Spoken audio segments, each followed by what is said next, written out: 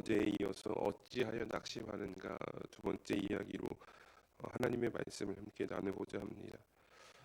오늘 본문인 시편 43편은 여러모로 앞선 말씀이었던 42편과 닮아 있다라는 것을 우리가 확인해 볼 수 있습니다.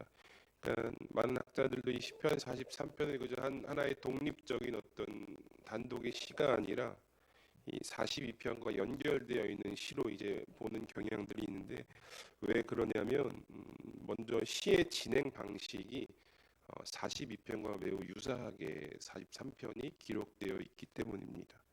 그러니까 42편을 보시면 시인이 하나님께 탄식하고 또 하나님에 대한 소망을 고백하고 또다시 탄식하고 소망을 고백하고 이런 식으로 시가 42편에 진행이 되거든요. 근데 오늘 43편을 보시면 동일하게 이 방식으로 진행이 됩니다. 하나님을 향한 탄식이 먼저 기록되고 그 다음에 하나님을 향한 소망 선포가 기록되어지는 것을 통해서 42편과 43편이 한 편의 시가 아닐까 이제 주장을 하기도 하고요. 또 다른 이유는 무엇이냐? 오늘 본문 5절에 보시면 이제 어제 말씀에서 우리가 두 번이나 반복되었던 말씀이 오늘 또 등장하는 것을 보게 됩니다. 5절에 이렇게 말씀합니다. 내 영혼아, 내가 어찌하여 낙심하며 어찌하여 내 속에서 불안해하는가? 너는 하나님께 소망을 두라. 그가 나타나 도우심으로 말미암아 내 하나님을 여전히 찬송하리로다라고 말씀합니다. 어제 말씀에서도 똑같이 두 번 반복되어진 후렴구거든요. 그러니까 이 후렴구의 반복을 근거로 많은 이들이 같은 하나의 시일 것이다라고 이제 주장을 합니다. 또 하나 마지막 이유는 무엇이냐면 이 42편에는 표제가 있습니다. 제목이 있는 거예요. 그리고 44편, 45편에도 제목이 있거든요. 근데 이 43편에는 표제가 없습니다. 그래서 하나의 시일 것이다 이제 많이들 주장을 하는데, 그러니까 이 구조로도 매우 닮아 있고 형식도 그렇고 또 진행 방식이나 어떤 후렴구의 반복이 내용도 그렇고 많이 닮아 있는 것을 우리가 보게 됩니다. 그래서 어제 나누셨던 그 말씀이 오늘 말씀에도 많이 등장하는 것을 보게 되는데, 오늘 시편 기자의 상황이요. 그래서 42편과 43편이 크게 다르지가 않습니다. 42편에서 하나님을 찾고 갈망했거든요. 이 시편 기자가 42편에 뭐라고 고백했냐면 하나님 목마른 사슴이 시냇물을 찾아 헤매이듯이 내 영혼이 하나님을 찾아 갈망합니다. 이런 고백이 들어 있습니다. 그런데 오늘 43편에 와서 이 시편 기자가 한 번 더 하나님을 찾아 갈망합니다. 왜 그러냐 봤더니 본문 1절에 이렇게 말씀하고 있습니다.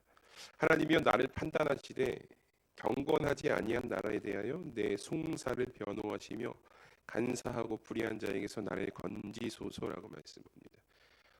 지금 시편 기자의 상황이요, 하나님께서만이 건져 주셔야 하는 어떤 상황에 처해 있다라는 것을 우리가 1절 말씀을 통해서 확인하게 됩니다.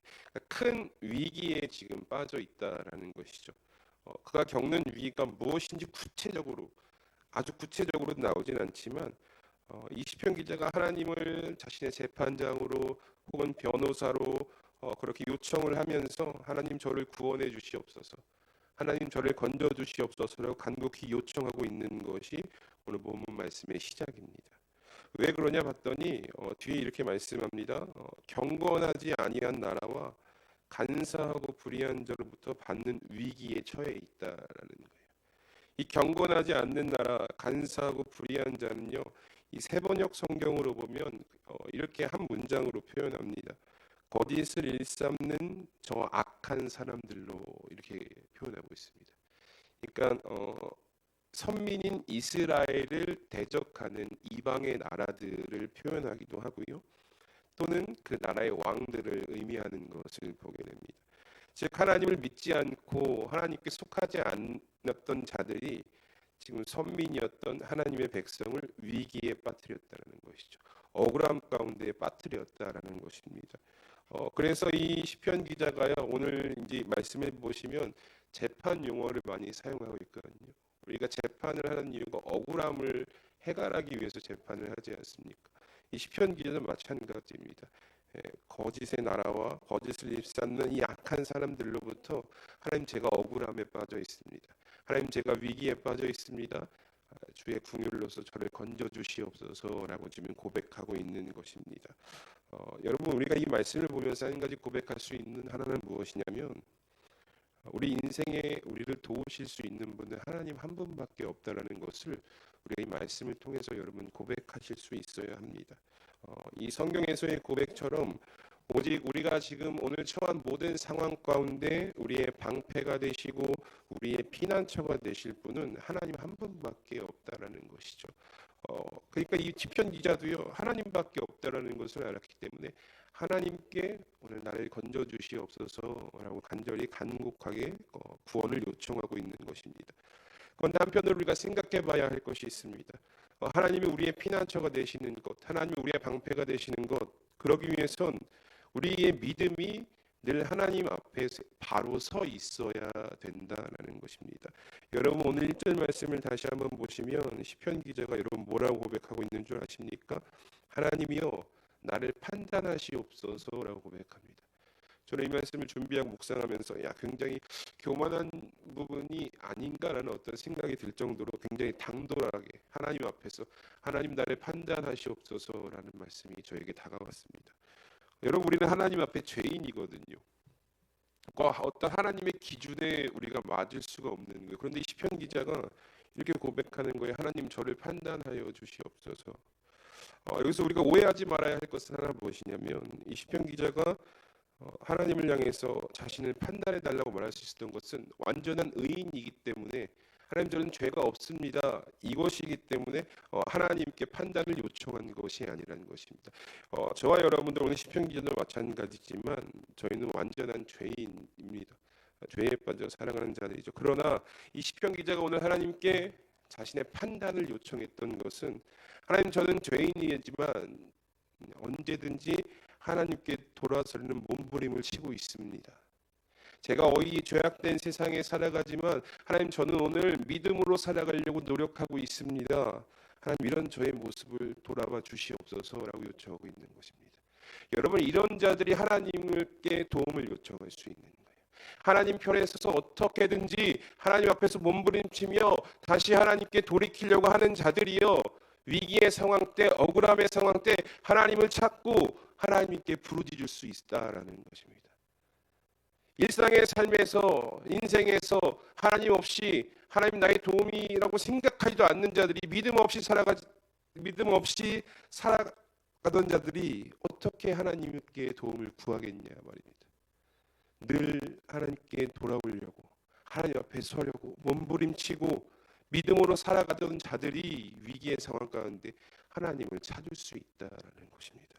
그러니까 여러분 우리가요 늘 우리의 믿음을 점검하셔야 되는 거예요.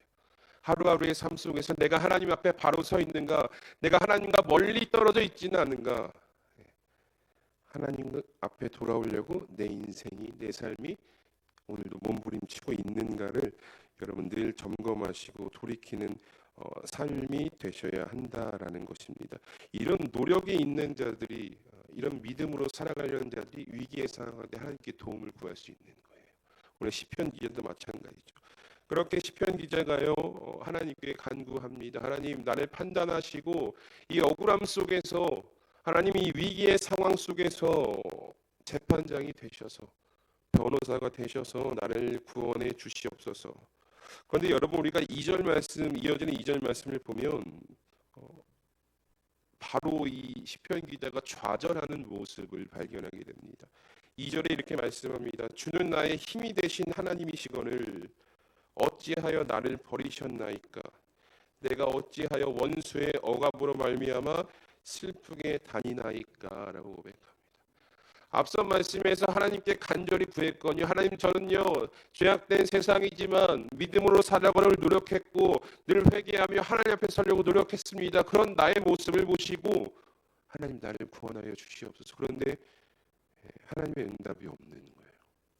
간절히 찾고 부르짖었지만 주는 나의 힘이 되신 하나님이시다라고 고백은 하지만 나의 기도 가운데 나의 간구 가운데 하나님의 응답이 없다라는 거죠. 그래서 시편 기자가 뭐라고 고백합니까? 하나님 어찌하여 나를 버리셨습니까? 라는 탄식으로 하나님께 나아가는 것을 보게 됩니다. 믿었던 하나님이었거든요. 내가 처한 상황 가운데 나를 유일하게 구원해 주실 그 하나님 한 분이셨는데 그분이 마치 나를 잊어버린 듯 지금 멀리 떨어져 있는 것처럼 느껴졌다라는 것입니다. 저는 이 시편 기자의 2절의 고백을 보면서 불평과 불만의 모습으로도 보이긴 했지만 다른 한편의 생각을 가지게 되었습니다. 여러분, 이 시편 기자가요, 어제와 같은 말씀으로 이어서 본다면 계속해서 하나님께 구하거든요. 억울함 가운데, 위기 가운데, 낙심 가운데, 낭만 가운데 하나님을 찾는 것을 보게 됩니다. 왜 이렇게 하나님을 찾을까? 왜 이렇게 하나님께 간구할까? 라는 묵상을 좀 해보게 됐는데 그 이유가요, 내가 위기 가운데, 내가 가장 어려웠을 때 나를 도우셨던 하나님의 은혜를 경험했기 때문입니다. 아무도 나를 돌아봐 주지 않고 아무도 나를 신경 안 쓰고 모두가 다 나를 내버렸을 때 하나님께서 나를 건져 올리셨던 그 은혜의 경험이 이 시편 기자에게 있었다라는 것입니다. 그러니까 하나님을 찾는 거예요. 하나님이 나를 버리셨던 것처럼 느껴져도 하나님을 찾는 거예요. 하나님밖에 없기 때문입니다. 그 나를 수렁에서 건져 올리셨던 그 경험의 은혜가 있기 때문에 하나님을 찾고 하나님께 부르짖는 것입니다. 사랑하는 성도 여러분, 우리가 하나님께 은혜 받는 것 중요합니다. 우리가 오늘 이 자리에 나와서 기도하고 간구하는 것이 무엇입니까? 하나님 나에게 은혜를 베풀어 주시옵소서잖아요. 그런데 은혜를 받는 것이 매우 중요하지만 또 하나 중요한 것이 무엇이냐? 받은 은혜를 기억하는 삶도 여러분 중요합니다. 은혜 받았다고 끝나는 것이 아니라 나에게 주신, 내가 받은 그 은혜를 기억하며 살아가는 삶도 중요하다는 것이죠. 여러분, 은혜를 기억하는 자들이 다시 위기의 상황 가운데 하나님을 찾고 하나님을 부르짖을 수 있는 거예요. 왜냐? 나를 살리셨던, 나를 구원하셨던 그 절망의 상황에서 나를 건져 올리셨던 하나님의 은혜를 경험한 기억이 있기 때문에, 그 기억이 있기 때문에 하나님을 또 찾고 하나님을 부르고 하나님께 의지할 수 있는 것입니다. 여러분, 출애굽한 이스라엘 백성들의 모습을 한번 기억해 보시기 바랍니다. 그들이 정말 많은 은혜를 경험을 했거든요. 우리는 상상하지 못할 일들을 그들이 경험했다라는 것을 우리가 성경에서 확인할 수가 있게 됩니다. 그런데 그 출애굽한 이후에 이들이요, 가는 곳마다 어떻게 반응했냐 봤더니 불평 내뱉는 거예요. 불만하는 거예요. 하나님, 왜 우리를 여기까지 이끌어 와서 이곳에서 죽게 만듭니까? 다시 우리를 애굽으로 돌아가게 하시옵소서라는 불평과 원망을 하나님께 계속해서 내뱉는 것을 보게 됩니다. 위기의 상황 가운데 이들이 그렇게 했다는 것이죠. 왜 그랬는지 아십니까? 은혜를 기억하지 못했기 때문이에요. 내가 받은 은혜가 너무나 산더미처럼 많은데 이들은 그것을 기억하지 못해요. 10가지 재앙 속에서 우리를 건져 올리셨던 그 은혜, 우리의 눈앞에서 바다를 가르셨던 그 은혜, 만나와 메추라기를 내리셨던 그 은혜가 있음에도요, 늘 갈 때마다, 위기 때마다 불평하는 거예요. 불만 내뱉는 거예요. 은혜를 기억하지 못하기 때문이에요. 은혜를 기억해야 하나님을 찾고 위기의 상황 가운데 하나님께 부르짖을 수 있는 것이다라는 것입니다. 그러니까 여러분, 은혜를 받는 것도 중요합니다. 매일 하나님 앞에 나오셔서 은혜 충만히 받으시는 우리 수험교회 성도님들이 되셨으면 좋겠습니다. 단 기억하셔야 돼요. 받은 은혜를, 내가 이때 은혜 받았지, 이때 하나님께서 나를 건져 올리셨지, 이 절망 가운데 아무도 나를 돌아보지 않을 때 하나님께서 나를 살리셨지, 은혜를 기억하셔야 또 하나님을 찾고 하나님께 부르짖을 수 있는 거예요. 우리가 찬양의 고백에 이런 고백이 있습니다. 지나온 모든 세월들 돌아보아도 그 어느 것 하나 주의 손길 안 미친 것 전혀 없네. 여러분, 이 고백이요, 그냥 어떤 찬양의 입술의 고백이 되어서는 안 된다는 거예요. 내 삶의 믿음으로 새겨지는 고백이 되어야 된다는 것입니다. 돌아봤을 때 주님의 은혜로 살아온 삶이었구나. 그럼 앞으로도 주님의 은혜로 살아갈 삶이 되겠구나라는 고백이, 신앙의 결단이 우리 가운데 고백되어질 수 있다는 것입니다. 오늘 시편 기자도 여러분 마찬가지인 거예요. 하나님께 구합니다. 간구합니다. 근데 하나님이 나에게 침묵하셔요. 나를 잊어버리신 것 같아요. 그런데 오늘 3절과 4절 말씀을 보니까요, 또 뭐 하는 줄 알고 계십니까? 또 구하는 거예요. 3절과 4절 이렇게 간구합니다. 주의 빛과 주의 진리를 보내시어 나를 인도하시고 주의 거룩한 산과 주께서 계시는 곳에 이르게 하소서. 그런즉 내가 하나님의 제단에 나아가 나의 큰 기쁨에 하나님께 이르리이다. 하나님이여 나의 하나님이여 내가 수금으로 주를 찬양하리이다 라고 고백합니다. 2절에서 하나님 저를 잊으셨습니까? 왜 제 기도에 저의 간구에 하나님 응답이 없으십니까?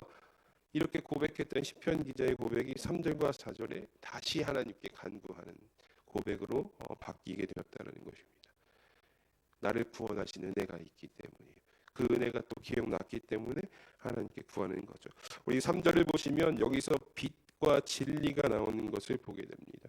이 빛은 지금 현재 자신이 처한 어둠의 상황을 물리치시고 밝은 소망으로 인도해 주시옵소서라는 고백이고요. 진리는 지금 내가 현재 당하는 불의, 억울함 등으로부터 진실을 밝혀달라는 고백입니다. 그러니까 빛과 진리로 하나님 지금 이 상황에서 나를 구하시고 인도하셔서 내가 주의 거룩한 산과 주께서 계시는 곳에 이르게 하시옵소서. 이건 무슨 말씀이냐면 하나님의 임재 가운데 나가길 소원합니다라는 거예요. 지금 상황에서 하나님 빛과 진리로 나를 구원하셔서 제가 그런 구원에 힘입어 하나님께 나아가기를 소원합니다. 나아가서 무엇을 하냐 봤더니 4절에 이렇게 말씀하죠. 그런즉 내가 하나님의 제단에 나아가 나의 큰 기쁨에 하나님께 이르리이다. 하나님께 기쁨으로 예배드리겠다는 거예요. 나를 건져 올리신 은혜를 기억하며 감사함으로 하나님께 부르짖겠습니다라고 시편 기자가 고백하고 있는 것이죠. 내가 하나님께 다시 나아갈 수 있는 길은 오직 하나님의 은혜밖에 없습니다라는 고백입니다.